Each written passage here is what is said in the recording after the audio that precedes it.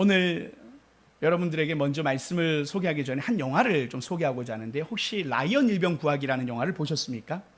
이 미국의 군대 영화 중에 하나인데요. 라이언이라는 일병이 있었는데 그가 전쟁 포로로 잡혀가게 됩니다.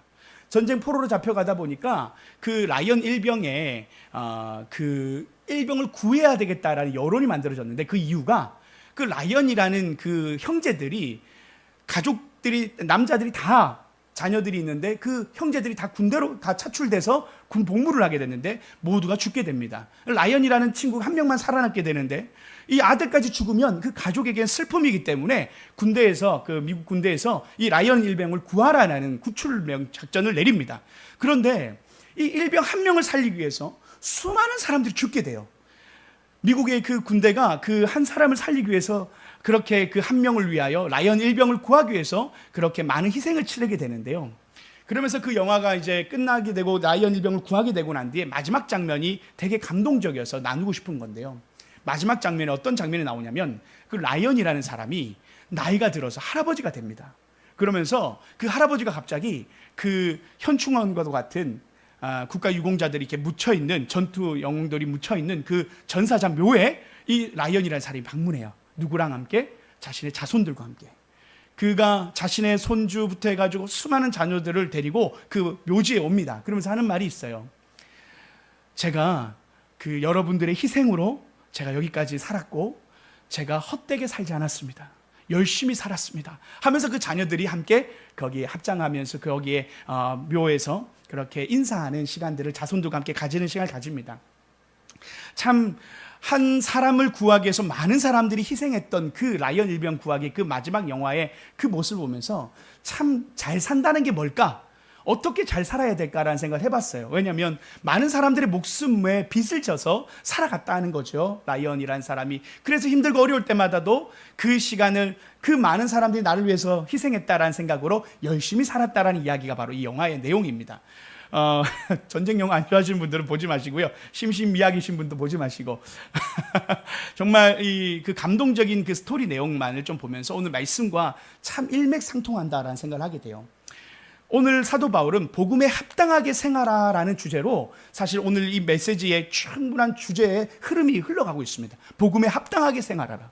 그게 빌립보서를 향한 사도 바울의 부탁이었고 메시지인데요. 복음에 합당하게 생활하라라는 이 주제를 가지고 오늘 말씀을 전하는데, 그 복음에 합당하게 생활하다라는 이 주제의 말씀을 풀어서 합당한 게 뭐냐 했을 때 사도 바울이 이렇게 정의합니다. 주 안에서 하나가 되어라. 주 안에서 하나가 되는 것이 복음에 합당한 삶이다라고 오늘 사도 바울이 이야기하고 있어요. 그래서 오늘 말씀의 제목은 주 안에서 하나라는 제목으로 하나님의 말씀을 전하고자 합니다. 그러면서 하나님이 오늘 이 하나됨의 기쁨, 저는 운정한 소망교회를 시작하면서 우리 성도들이 지난주에 영종도로 단합대회를 다녀왔습니다. 얼마나 감사한지 모르겠어요. 그러면서 그 시간 함께 보내고 또 앞으로 함께 할 시간들을 하나님 앞에 기도하면서 우리에게 주실 말씀들을 하나님 앞에 기도했을 때 빌립보서의 말씀을 주셨고, 이 빌립보서의 이 주제가 사실은 기쁨이지만 그 기쁨 속에 사도 바울이 하나의 숨은 주제를 담고 있습니다. 그 숨은 주제가 오늘 사실 드러나는데, 그 숨은 주제 두 번째 주제가 바로 하나됨에 대한 기쁨에 대한 이야기입니다. 오늘 이 말씀이 우리 운정한 소망교회에 주시는 하나님 말씀뿐만 아니라 여러분의 가정의 화목을 위하여 주시는 말씀이요, 또 여러분의 목장 가운데 하나 되어지는 목장으로서의 소망으로 주시는 하나됨의 하나님의 이유와 방법을 하나님께서 소개해 주실 것입니다. 오늘 우리가 이 말씀을 통해서 우리의 인생 속에 하나님이 우리를 더욱더 하나되게 하실 뿐만 아니라 우리가 있는 곳마다 화평과 화목의 그런 일들이 일어날 수 있도록 오늘 우리가 함께 이 말씀을 통하여 하나님이 주시는 진리를 깨닫는 복된 시간 되기를 원합니다. 먼저 오늘 27절 말씀을 함께 보고자 하는데요, 27절 말씀 함께 읽어볼까요? 시작. 오직 너희는 그리스도의 복음에 합당하게 생활하라. 이게 바로 27절 우리가 읽었던 첫 절인데요, 여기 보면 합당하게 산다는 것은 라이언 일병처럼 목숨을 조금 더, 자신의 목숨을 가치 있게 여기며 살아가야 한다는 것을 이야기합니다. 그런데 여기 그리스도의 복음이라고 표현하죠. 이 그리스도의 복음이라는 것은 예수님의 십자가의 복음입니다. 다시 말하면 우리가 구원받은 것이 값싼 복음이 아니라 예수 그리스도의 피 묻은 복음이라는 것입니다. 그러기에 이 그리스도의 복음에 합당해야 된다라는 것을 말할 때 우리가 죄의 종로를 타고 죽을 수밖에 없었던 우리들을 예수님께서 자신을 희생하셔서 우리를 살리셨다라는 이 복음의 은혜 앞에 합당하게 생활해야 한다고 이야기하고 있는 것입니다. 그러면서요, 이 은혜는 아버지의 사랑의 은혜요, 예수 그리스도의 그 사랑의 은혜가 있다라는 것, 그래서 우리가 합당하게 생활하다라는 것입니다. 그러면서 여기서 생활하다라는 표현에 이 헬라어의 뜻이 폴리투뇨라고 해서 이 자유인들이 생활하듯이, 로마는 자유인이었습니다. 그들은 로마 시민권자들은 다 자유인이었습니다. 그런데 다른 이제 유대인이라든지 이런 사람들은 식민 지배를 받았기 때문에 이 자유인의 시민권은 되게 중요했는데, 너희가 여기서 합당하게 생활하다는 단어의 뜻이 바로 자유인처럼 생활하는 헬라어 동사입니다. 그래서 자유인처럼, 다시 말하면 천국 시민권을 가진 사람으로 너희는 자신감 있게 책임을 다하여 살아가라라는 뜻을 이야기합니다. 여러분, 오늘 사도 바울이 이 복음에 합당하게 생활한다라는 것은 책임도 있다라는 겁니다. 우리는 천국 시민으로서 우리가 어떻게 합당하게 살아갈지, 주님이 기뻐하시는 삶이 무엇인지, 천국 시민권자는 어떻게 살아야 되는지 그것을 설명하는 것입니다. 그래서 27절에 우리가 후반절 읽지 않았던 본문을 또 보면, 이는 내가 너희에게 가보나 떠나 있으나 너희가 한 마음으로 서서 한 뜻으로 복음의 신앙을 위하여 협력하는 것과 라고 해서 주제가 드러나죠. 내가 너희에게 가보나 떠나 있으나 너희가 한 마음으로 서서 한 뜻 안에 협력하라라고 합니다. 여기서 여기 서서, 너희가 한 마음으로 서서라는 이 서서라는 이 동사도요, 군대 용어입니다. 이 전투에 임하는 병사들의 마음에 이 군대에서 이게 전투할 때 서는 이 진령처럼 그렇게 서라는 것은 전쟁의 어떤 담대한 마음처럼 중요한 이 마음 자세를 가지고 서라는 것인데, 전쟁 용어를 통하여 주님께서 주시는 말씀은 여기 보면 협력하다라는 단어도 똑같은 전투 용어인데요, 당시에 이 그리스 이런 어떤 나라들은 다 국가 도시가 작은 단위였습니다. 그래서 도시 국가들이 연합해서 전쟁을 했었습니다.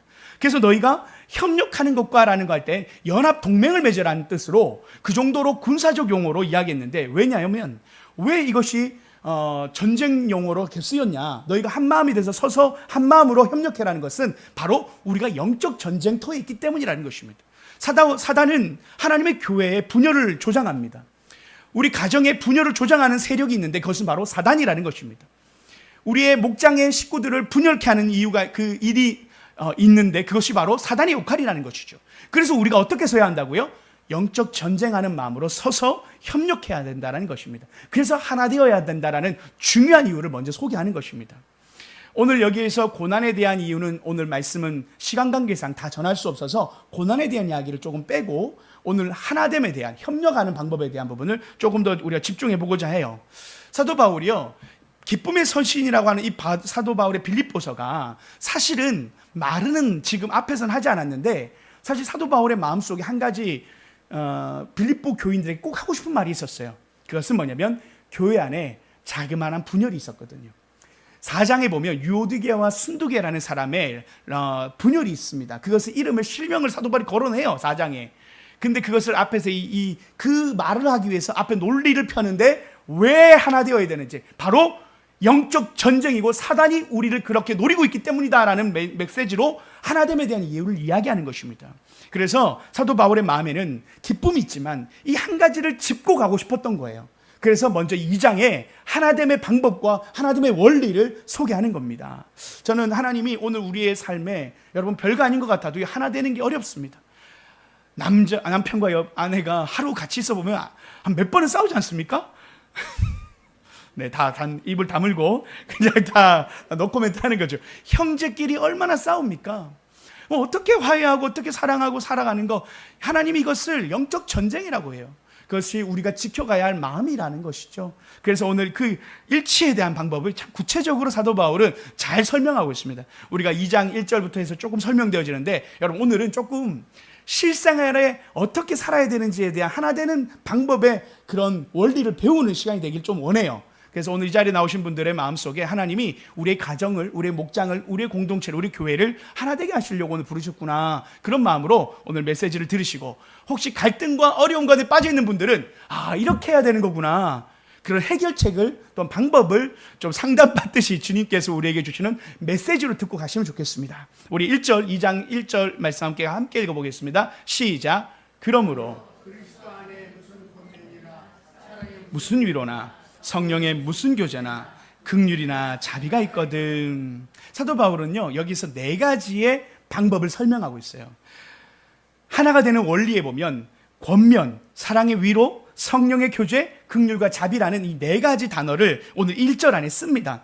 그리스도 안에 무슨 권면이나 사랑의 위로나 성령의 교제나 자비가 있거든 해서 이 4가지를 소개하는데요. 하나씩 짧게 보고자 합니다. 이 먼저 권면이라는 단어의 뜻이 뭐냐면, 파라클레시스라고 하는 것은 하나님의 말씀으로 교훈하고 고난과 슬픔 속에 있는 자들에게 하나님 말씀으로 용기와 기쁨을 주는다라는 표현으로 권면을 쓰고 있어요. 그래서 시험에 든 사람들, 연약한 믿음의 사람들에게 하나님 말씀으로 위로를 주라는 게 권면입니다. 그래서 너희가 서로 권면하라, 너희가 서로 위로하라, 이 표현 속에 우리가 하나님 말씀을 가지고 나눌 때 그게 위로의 권면이 되는 겁니다. 사람의 마음을 위로할 때 인간적인 위로가 될 때가 있죠. 그러나 정말 위로가 될 때는 하나님 말씀이 들어갈 때예요. 그거 하나님 말씀의 위로가 진짜 권면입니다. 그래서 우리가 하나님 주시는 이 권면의 위로의 은사가 있기를 축복합니다. 이 말씀에 하나님 주신, 오늘 설교를 들었는데 오늘 나에게 주신 말씀을 또 사람에게 문자를 보내고 그들의 마음에 위로가 되고자 할 때 보내지 않습니까? 그런 것처럼 말씀의 능력이 있다. 그것이 바로 먼저 권면이라고 할 때 사도 바울이 썼던 방법 중에 카드가 하나가 바로 이 권면인데, 말씀으로 권면하라는 것입니다. 위로하라는 거죠. 그러면서요, 두 번째, 사랑의 위로라는 단어를 쓰는데요, 이거는 파라미디온이라고 해서요, 그리스도께서 교회를 향하여 베푸셨던 사랑을 의미합니다. 예수님께서 교회를 어떻게 사랑했는지에 대한 그 깊이로 너희가 그렇게 위로해야 된다라고 이야기합니다. 좌절 속에 빠져 있는 자들과 함께 하라는 것입니다. 그들의 삶의 격려와 함께 그 고통을 함께 나누라는 것입니다. 우리가 장례식을 우리가 가면 여러분 정말 이것이 사랑의 위로가 될 때가 있죠. 함께 해주는 것만으로 뭐 다른 말을 할 게 없어요. 눈물 함께 흘려주는 것만으로도 위로가 될 때가 있다는 겁니다. 그것이 바로 사랑의 위로라는 거예요.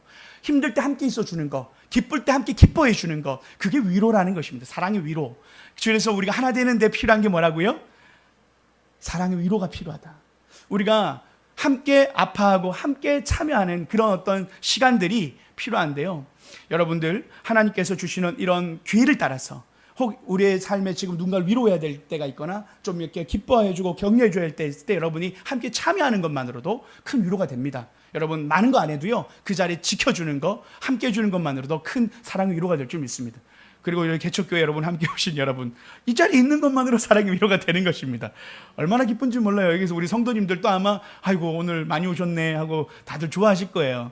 그러면서 이 사랑의 위로가 참 되는 거예요. 여러분, 함께 하는 것만큼 큰 힘이 없습니다. 다양한 돈과 많은 것보다 그 함께 있어 주는 것만으로도 큰 힘이 된다라는 거. 그래서 이것도 좋은 전략이라는 것입니다. 세 번째, 성령의 무슨 교제나라고 하는 이 코이노니아라는 단어가 쓰여지는데요, 여러분 알지요? 그리스도인의 지체 몸은 바로 한 지체로 이루어져 있는데 서로가 상호 의존적인 삶이다라는 것을 이야기하는 이 코이노니아, 이 교제에 대한 이야기할 때 바로 상호 의존적인 역할이라는 거예요. 그래서 서로를 유익하게 해주는 게 중요하다는 겁니다. 다시 말하면 교회는 은사와 성령의 열매가 있어요. 그래서 교회를 섬길 때 서로가 은사를 가지고 교회를 섬기고 열매를 가지고 각자의 주신 은사를 가지고 섬기면서 교회가 코이노니아를 하게 되는데, 서로가 그렇게 서로 성령이 주시는 은사와 열매로 섬기라는 겁니다. 그래서 교회는 특별히 또 목장도 보면 각자 역할이 있을 거예요. 어떤 사람은 위로의 은사가 있는 분이 있고, 어떤 분은 또 믿음의 은사가 있는 분이 있고, 그렇게 각자의 은사를 가지고 공동체를 섬기고, 또 각자의 섬김의 은사들이 각각 다른데요, 이제 한소망교회 큰 교회 있을 때는 못 봤던 은사들이 작은 교회를 해보니까 하나씩 자신의 은사들이 드러나는데 얼마나 감사한지 모르겠어요. 이외에도 말할 거 없습니다. 여러분의 목장도, 여러분의 가정도 아이들을 통해서 은사가 있어요. 여러분 아이들 때문에 위로받을 때가 있지 않습니까? 아이를 바라볼 때 내가 더 열심히 일을 해야지, 내가 살아야지 생각하는 게 자녀의 역할 아닙니까? 특별히 하나님께서 우리 각자 아내와 남편의 각자의 부르심이 다르고, 엄마는 좀 약간 이렇게 위로하고 아빠는 좀 엄하게 할 때도 있고, 역할 분담해서 가정을 이뤄가듯이 각자의 은사를 따라 가정을 세워가는 것, 은사를 따라 열매를 따라 하는 것도 바로 교회 하나 되는 방법이라고 사도 바울이 이야기합니다. 그러면서 네 번째로 긍휼과 자비라는 단어를 쓰면서 이 긍휼이라는 단어를 표현하는데, 이것이요 스플랑크라에서 이 내장 있잖아요, 오장육부, 이게 오장육부가 찢어질 듯한 마음으로 기도하고 사랑하는 걸 긍휼이라고 표현하는 거예요. 그만큼 사랑할 때 이 내 안에 이 내장 기관들이 쪼여지는 것처럼 그렇게 사랑하는 마음, 애타는 마음, 애간장 녹는 마음, 이런 마음이 바로 긍휼이라는 겁니다. 그 마음으로 전인격 내 마음을 다해서 정말 도와주라는 겁니다. 관심을 보이라는 거예요. 그러면서 이 자비라는 표현도 연약한 자에 대해서 실질적인 은혜를 베푸는 것을, 동정을 이야기합니다. 그래서 긍휼과 자비를 통하여 교회 공동체 안에 내가 정말 관심 가져줘야 될 사람이 누구인가, 소외된 사람은 누구인가, 누가 지금 이 자리에 끼지 못하는가, 누가 오늘 모임에 못 나왔는가, 그런 부분들을 기억하고 찾아주고 그들의 마음을 위로해 줄 수 있는 것, 그것이 긍휼과 자비의 모습입니다. 오늘 사도 바울은 이렇게 하나하나 요소들을 설명하면서 교회가 하나 되는 데 있어서 꼭 필요한 요소들을 먼저 밝혀요. 그러면서 2절입니다. 2절에 그러면서 어떤 마음으로 목표를 가지냐면, 함께 읽어볼까요? 시작. 마음을 같이하여 뜻을 합하며 한 마음을 품어라. 여기서 이 마음을 같이하다라는 이 마음은요, 스피릿입니다. 정신입니다. 마음의 이 스피릿은 하나의 전인격적인 요소를 다 포함하고 있는데, 이 마음의 안에는 세 가지 요소가 있습니다. 그것이 오늘 사도 바울이 얘기했던 같은 사랑, 같은 뜻, 같은 마음이라고 해서 세 가지로 나뉘어지는데, 영어를 보면 좀 분명해지는데, 지금 마음이란 단어가 반복적으로 쓰이니까 여러분이 헷갈릴 수 있어요. 그러나 처음 쓰였던 이 마음은 스피릿을 이야기합니다. 마음을 같이하여 같은 사랑을 품어라. 이 같은 사랑에 대한 먼저 이야기하면, 이 같은 사랑은 감정적인 것을 의미합니다. 우리가 마음의 지정의가 인격이잖아요. 이 마음의 전인격적인 마음의 하나됨을 이야기하는데, 먼저 정서적인 하나됨을 이야기합니다. 같은 사랑을 가지래요. 이 같은 사랑은 어떻게 같은 사랑을 가질까? 뭐 사람들이 어떻게 다양한 사랑을 가지고 있는데 어떻게 같은 사랑을 가지냐? 중요한 주제가 있어요. 바로 예수님을 사랑하는 일치된 마음을 이해합니다. 그래서 예수님을 사랑하는 마음으로 하나 되어지라는 것입니다. 여러분요, 우리가요 연애를 하다 보면 하나님 안에서 연애할 때 어떤 연애를 하냐면, 두 사람이 사랑을 하는데 하나님 안에서 사랑하면서 삼각형을 이루어요. 이게 그리스도인의 사랑이요, 우리가 형제 자매들의 교제의 방법인데 트라이앵글이라고 말합니다. 그래서 우리가 하나님 안에서 교제하는 거예요. 하나님 안에서 사랑하는 거예요. 그래서 우리가 예수님을 더 사랑할 때 우리의 관계도 더 끈끈해지는 겁니다. 그래서 우리가 예수님을 많이 사랑하고 우리가 한 마음이 되어지는 것, 우리의 주제가 예수님을 사랑하는 것으로 마음이 모아지면, 당신도 예수님을 참 많이 사랑하시네, 하나님을 참 사랑하는 사람이네요, 그러면서 우리 마음에 사람에 대해 호감도 더 생기고 더 그 마음이 하나가 되어집니다. 그래서 여러분 연애할 때 예수님 잘 믿는 남편 만나기를 원했지 않습니까? 예수님 잘 믿는 아내 만나는 게 꿈꾸지 않았습니까? 지금 또 여러분에게 또 꿈을 꾸길 바래요. 여러분, 예수님 잘 믿는 배우자, 예수님 잘 믿는 남편 만나는 게 복이죠. 우리 자녀들이 그런 만남 있기를 축복합니다. 왜냐하면 그렇게 예수님을 잘 믿는 사람 만나고 싶어 하는 것처럼 우리 가정이 예수님 안에서 예수님을 사랑하는 마음으로 하나 되어진다라는 겁니다. 그래서 우리의 마음에는 우리 사랑하는 자녀들도 너희들 예수님 많이 사랑해야 돼, 이게 우리 가정의 사실은 가훈이야. 우리 가정의 가훈은 예수님을 사랑하는 거예요. 하나님 안에서 우리가 한 마음이 되어지는 것이 다른 어떤 것으로 한 마음 될 수가 없습니다. 예수님 사랑하는 마음으로 하나 되어지는 것, 그것이 같은 정서인 사랑의 마음을 가지는데, 예수님을 뜨겁게 사랑하면 교회가 하나 되어집니다. 예수님을 뜨겁게 사랑하면 목장이 하나 되어집니다. 부부가 하나님을 뜨겁게 사랑하면 부부가 관계가 하나 되어집니다. 그것이 놀라운 이 신비가 바로 같은 사랑 안에 들어가 있는 것이죠. 우리가 예수님을 뜨겁게 사랑하면 할수록 서로를 사랑할 수밖에 없습니다. 여러분, 이 비밀을 오늘 또 다시 한번 우리가 주님을 향하여 같은 사랑의 마음을 가지고 주님만 더 사랑하기를 원합니다. 우리 교회가 운정한 소망교회가 주님만 사랑하는 교회 되기를 원합니다. 그러면 하나 되어집니다. 그러면 하나 되어지는 겁니다. 우리가 다른 어떤 전략이 있는 게 아니라 주님을 사랑하는 것이 가장 중요한 하나됨의 방법이다. 하나로 모아진다라고 볼 수 있습니다. 그러면 두 번째가 뜻을 합하다라는 표현이 있는데, 이 뜻을 합하다는 것은 의지를 가지고 있다는 겁니다. 우리가 지정의가 있대, 우리의 의지를 말하는 거죠. 같은 의지를 가지라는 겁니다. 어떤 의지요? 그리스도를 위하여 생명을 버리기로 일치된 마음을 가지라는 것입니다. 예수님을 위해서 살아가야 되겠다, 예수님을 위해서 살아야 되겠다는 의지를 가지는 것, 그것이 교회가 하나 되어야 될 의지라는 겁니다.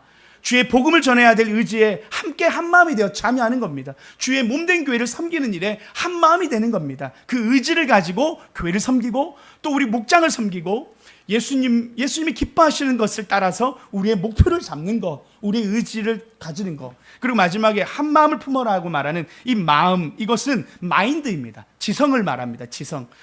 우리의 생각을 같은 생각으로 가져가라는 것입니다. 그래서 그리스도를 향한 생각과 목표가 일치하는 것, 예수님을 믿는 이 마음도 마인드도 하나님 안에서 진리 안에서 하나 되어지는 것, 이것이 바로 같은 생각, 같은 사랑, 같은 의지, 그 한 마음이 될 때 하나님 안에서 우리가 하나 되어진다라고 하는 구체적인 목표를 말씀하시는 겁니다.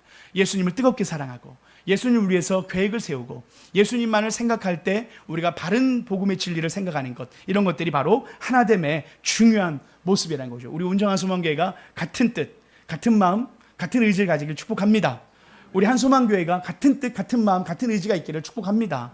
그 목장 안에서도 예수님을 향한 같은 뜻, 같은 마음, 같은 의지를 가지기를 축복합니다. 우리 가정도 마찬가지입니다. 주님 안에서, 예수 그리스도 안에서 같은 사랑, 같은 뜻, 같은 마음을 가지는, 같은 생각을 하는 우리 모든 복된 가족 되기를 축복합니다. 그러면서요, 오늘 사도 바울은 지금까지는 긍정적인 이야기를 했다면 부정적인 요소를 버려야 된다고 얘기합니다. 하나 되는데 방해가 되는 요소가 있는데 그것이 3절입니다. 3절 말씀을 함께 읽어볼까요? 시작. 아무 일이든지 오직 겸손한 마음으로 각각 자기보다 남을 낮게 여기고, 여기서 보면 다툼이나 허영이라는 단어가 쓰이는데 이것은 버려버리라고 얘기합니다. 다른 것은 다 가지는데 다툼과 허영은 버리래요. 이게 공동체 분열에 매우 중요한 방해 요소라는 것입니다. 다투면 안 되죠. 싸우면 안 되는 겁니다. 우리 자녀들이 싸우면 부모 입장에서 사실은 제일 속상하지 않습니까? 하나님 마음에도 다툼이라는 단어가 지금 우리가 일반적으로 들어도 다툼은 좋은 게 아니잖아요. 그런데 이 다툼이라는 표현이 좀 구체적으로 말하면 자기 이익을 위해서, 각자의 이익을 위해서 말다툼을 하다라는 뜻을 쓰이는 겁니다. 내 이익을 위해서, 이기적인 야망을 위해서, 나만을 위해서 이렇게 욕구를 가질 때 다툼이 일어난다는 것입니다. 나만 생각할 때 다툼이 일어난다는 겁니다. 다툼이 일어나는 방식은 이기적인 생각이 있을 때 다투게 된다는 겁니다. 내가 편하고 내가 인정받고 내가 높여지는 것, 내 욕심이 일어날 때 다툼이 일어날 수밖에 없다는 겁니다. 그래서 이기적인 생각을 버려야 되는 거예요. 이것은 성령의 교제를 단절시키는 요소이기 때문에 다툼은 공동체에서 있어서는 안 되는 겁니다. 그래서 오늘 우리 운정한 소망교회는 예방접종을 맞는 것이다 생각하면 좋겠어요. 하나님이 말씀을 통해서 우리 이제 시작되어진 운정한 소망교회의 이 하나님의 이 찬란한 교회의 역사 속에 하나님이 우리 교회가 다툼이 없는 교회가 되기를 축복합니다. 저는 이 다툼이 이기적인 욕심에서 일어난다. 우리가 이 이기적인 욕심을 하나님 안에서 관리를 잘해야 된다. 그래서 다툼이 없는 교회가 되어야 한다는 것을 먼저 이야기합니다. 그러면서 두 번째, 허영으로 하지 말라. 이 허영이라는 단어는 케노독시아라고 해서요, 진리이신 그리스도를 중심에서 벗어나서 인간 자신의 명예를 목표로 하는 허세이며 세상적 야망을 의미합니다. 그래서 어떤 자기의 경제적 능력이나 지식이나 자질에 어울리지 않는 만큼 지나치게 겉모양을 화려하게 꾸미는 것, 지식이나 경제적 능력 수준을 훨씬 뛰어넘는 것들을 바라는 마음들을 그렇게 허영이라고 말합니다. 그래서 이 허영은요, 때로는 그 결론이 우상숭배로 나타나게 되고 분쟁의 원인이 되게 된다는 것입니다. 작든 크든 하나님 안에서 주신 교회를 섬기는 것, 그것이 분복에 맞고 하나님이 주신 사명에 맞는 건데, 우리는 늘 만족하지 못하고 남들 비교하고 다른 어떤 그런 것들을 보면서 부러워하지 말고 우리에게 주신 것에 감사하고 우리에게 주신 것에 감사하면 보인단 말이죠. 우리가 괜히 계속 허영되고 허세를 부리는 그 마음이 강해지면 다툼이 일어나고 분란이 일어나고 싸우게 되는 거예요. 만족하지 못하니까 서로에게 비난하게 되고 그렇게 하는데 좋은 것을 바라봐야 합니다. 이미 주신 것에 우리가 바라볼 수 있고 감사할 줄 아는 것, 그것이 허세를 이기는 부분이, 허영을 이기는 부분이죠. 자, 그러면서요, 오늘 이 두 가지를 내려놓고 정말 우리에게 주시는 제일 중요한 기준을 하나님이 말씀하시는데, 사도 바울이 오늘 이것으로 마음을 집중시킵니다. 이게 사실은 성경 전체를 통달하는 메시지라고 할 수도 있는데요. 우리 우리가 하나님 예수 그리스도의 마음이라고 해서 5절 말씀을 한번 볼까요? 5절 말씀을 보면 너희 안에 이 마음을 품으라 곧 그리스도 예수의 마음이니라고 해서요. 이 예수 그리스도의 마음에 대한 부분을 우리가 계속 한 마음, 한 뜻, 한 마음을 가지라고 했는데 그 마음을 우리가 어떤 마음을 가져야 될까의 모델을 보여주시는데 우리가 많은 그 마음을 우리가 이야기했지만 그 하나의 모델을 보여주신 그 모델이 바로 그리스도 예수의 마음인데 그 마음을 품으라고 하면서 구체적으로 설명해 줍니다. 이 마음은 사고방식, 행동, 여러 가지 자세 다 포함돼요. 예수님의 태도, 예수님의 그 어떤 마음의 삶의 자세를 이야기하는데 그 6절을 한번 읽어볼까요? 6절 말씀 함께 읽어보겠습니다. 시작. 그는 근본 하나님의 본체시나 하나님과 동등됨을 취할 것으로 여기지 아니하시고 근본은 하나님이신 거예요. 그는 근본 하나님과 동등하시나 그는 하나님이십니다. 그런데 하나님에도 불구하고 본질적으로 하나님과 동등한 분이신데 그분은 취할 것으로 여기지 아니하셨다. 본체, 하나님의 본체라고 하는 것, 동등되다라는 표현, 이걸 통해서 하나님이심을 계속 반복적으로 이야기하죠. 본질적으로 하나님이시라는 것입니다. 그런데 그분이 하나님이심에도 불구하고 동등됨을 취하지 아니하시고 어디까지 나타나냐면 7절입니다. 오히려 자기를 비워 종의 형체를 가지사 사람들과 같이 되셨고 자기를 비웠다라는 거예요. 자신의 영광을 억제했다라는 겁니다. 낮아졌다라는 거예요. 의지적으로 낮아졌다라는 겁니다. 그러면서 종의 형체를 가졌는데 그 종의 형체가 뭐냐면 바로 사람들 같이 되셨다. 왜냐하면 죄인된 모습으로 오셨기 때문이에요. 그러면서 육체를 입으셨는데 예수 그리스도가 하나님이셨는데 인간의 육신으로 온전히 오셔서 사람이 되셨다라는 거예요. 사람이. 그것이 바로 예수님이 자신을 비우셨던 모습 속에 낮아지심인 거예요. 그러면서 8절에 구체적으로 이렇게 정리되죠. 함께 읽어봅니다. 8절 시작. 사람의 모양으로 나타나사 자기를 낮추시고 죽기까지 복종하셨으니 곧 십자가에 죽으심이라. 이 사람의 모양, 이 외향적인 부분을 가지실 뿐만 아니라 자기를 낮추고 죽기까지 복종하셨다. 어디까지요? 이 십자가에 죽기까지 복종하셨다라는 겁니다. 이 십자가는 당시 로마인들의 처형, 노예들이라든지 이방인들에게만 적용하는 중재인들에게만 처형했던 십자가형이었는데 예수님을 그렇게 십자가형에까지 낮아질 정도까지 중재인이 될 때까지 자신을 낮추셨다라는 거, 그래서 복종하셨다라는 거, 그 죽기까지 복종하셨다라는 이것이 예수님의 마음이요 자세입니다.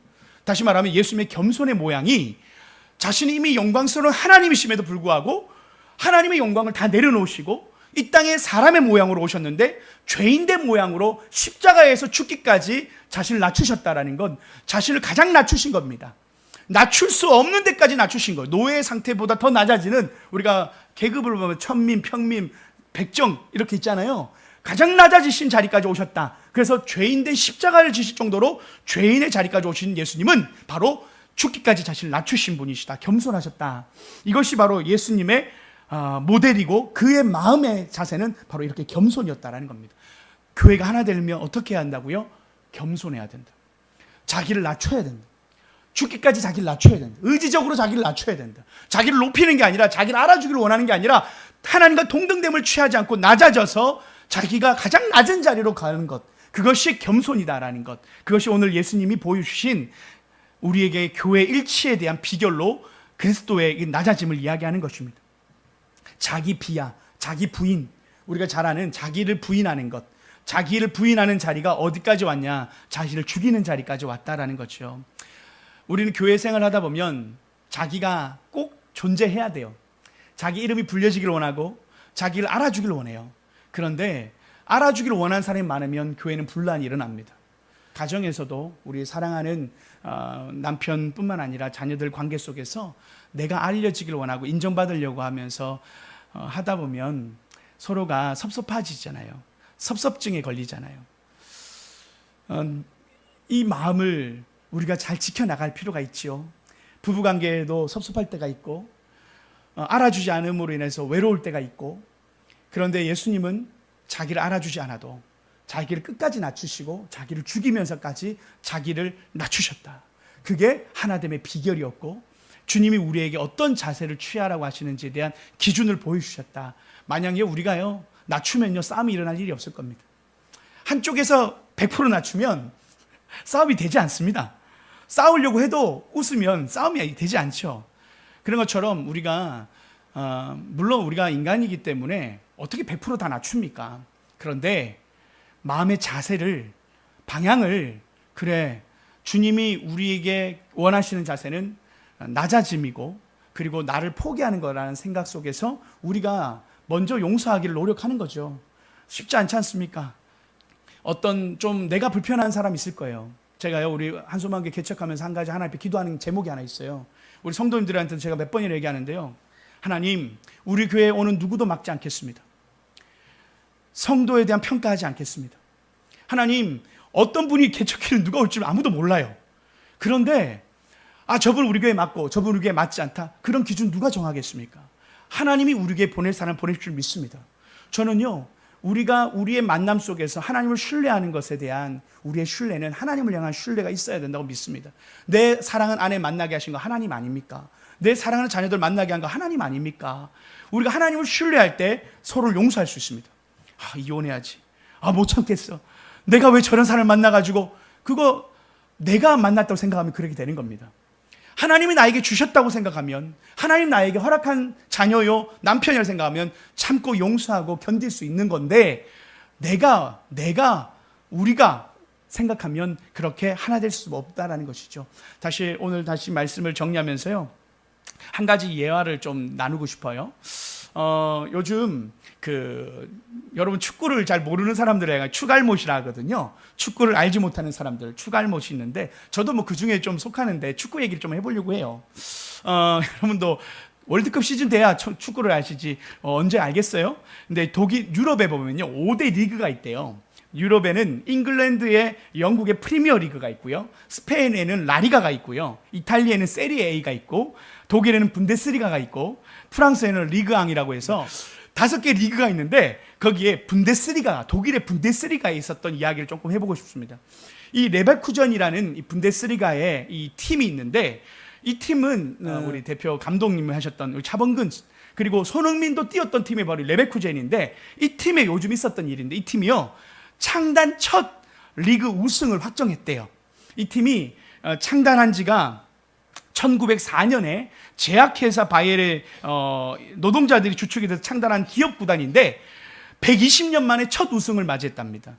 엄청난 일인데, 근데 더 놀라운 게 뭐냐면, 한 번도 지지 않고 51경기에 42승 9무로 한 번도 패하지 않는 기록, 유럽 신기록을 세우면서 이번에 무패 신기록을 달성하면서 우승팀이 되었대요. 한 번도 안 졌다는 겁니다. 51번을 싸우는데 한 번도 진 적이 없어요. 근데 이게 유럽에서 가장 기록적이래요. 그래서요, 이 레베쿠젠이 막 좀 120년 만에 우승을 했는데, 한 번도 이렇게 우승을 못하니까 조롱 섞인 언어로 네버쿠젠이래 가지고, 절대 우승하지 못하는 팀이라고 할 정도 놀림을 당했던 팀이 이 네버쿠젠인데, 이번에 그 불명예를 씻었다라는 겁니다. 그래서요, 이 잘 나가는 이 이유가 있을 것이다라고 해서 여러 가지 이제 연구를 하는 사람들이 이야기 속에 몇 가지를 좀 찾아본 거예요. 그러면서 일단 먼저 그 팀 안에 대화를 보는데, 선수와 감독끼리의 그 대화가 참 감독이더라고요. 그러니까 이렇게 교회도 그렇지만 잘 나가는 팀이 되려면, 또 하나 되고 우승하려는 팀이 되려면요, 단합이 잘 돼야 되는 거예요. 그래서 이 수비수인데요, 핵심 수비수인 이 조나단 탄이라는 사람이 이렇게 말하는 거고, 이 팀과 함께 자랑스럽다. 마침내 이곳에서 무언가 이룰 수 있게 돼 정말 행복하다. 그러면서 감독에 대해서, 그의 전술은 물론 개인적으로도 너무 뛰어난 감독이다 하면서 그분을 또 이렇게 치하해주고 팀을 향하여 격려하는 거예요. 그러면서 이제 또 이 사비 알론소라는 감독도 이렇게 표현합니다. 좋은 선수가 좋은 감독을 만든다. 나는 뛰어난 팀에 있었고 매일 좋은 분위기를 유지할 수 있었다. 그렇게 만들어준 선수들과 함께 할 수 있어서 매우 감사하다. 이게 공을 선수들에게 돌리는 거예요. 우승하고 난 뒤에. 물론 우리가 당연히 기분 좋으면 다 그렇게 할 수 있다고 생각하지만, 그런데 그들의 마음에는 그런 정신들이 스며 있었다는 것을 몇 군데를 통해서 제가 찾아봤는데 있더라고요. 먼저는요, 이 우승하고 나면 사람들이 막 이렇게 달려가면서 팬들에게 막 이렇게 세레머니를 하지 않습니까? 근데 그때 이 선수들이요, 스태프들을 다 불러서 같이 세레머니를 하는 거예요. 그 함께 했던 스태프들까지 다 같이 참여시키면서 기다리고 세레머니를 같이 하는 거예요. 그게 이번에 우승 때 그런 장면이 잡혔어요.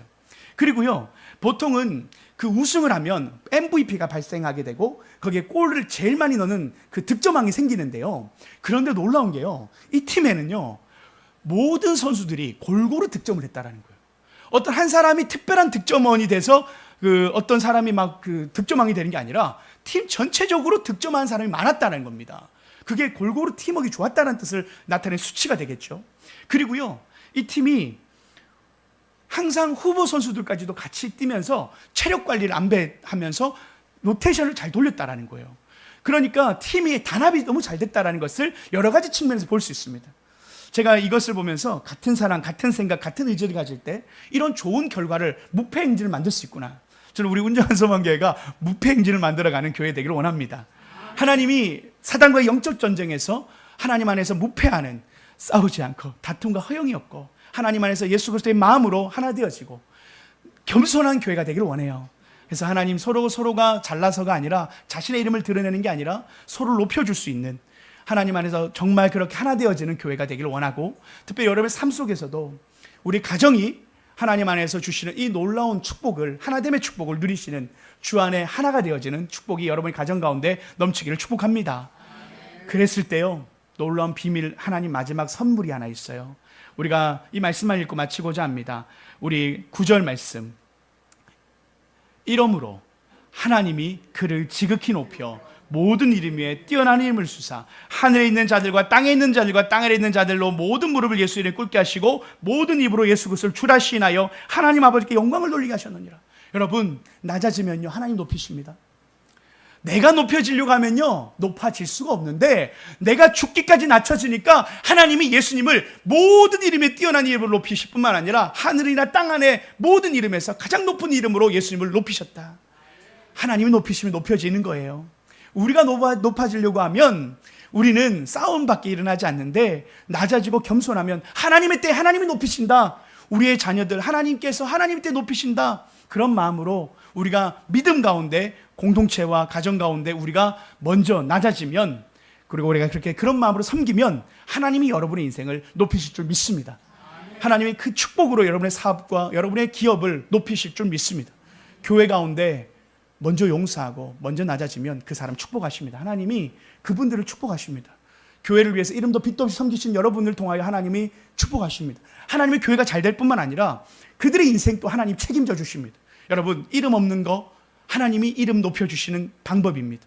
하나님, 우리의 이름이 아닌 하나님이 높이시는 이름 속에서 여러분의 삶이, 하나님이 그렇게 숨어서 섬기는 여러분의 그 사역 속에 하나님이 분명 더 큰 축복으로 여러분의 자녀들과 여러분의 인생, 여러분 사업장 가운데 복을 줄 줄 믿습니다. 하나님 높이시는 우리 모든 우리 주 안에 한 가족 되는 여러분, 저와 여러분 되시길 축복합니다. 함께 기도하겠습니다.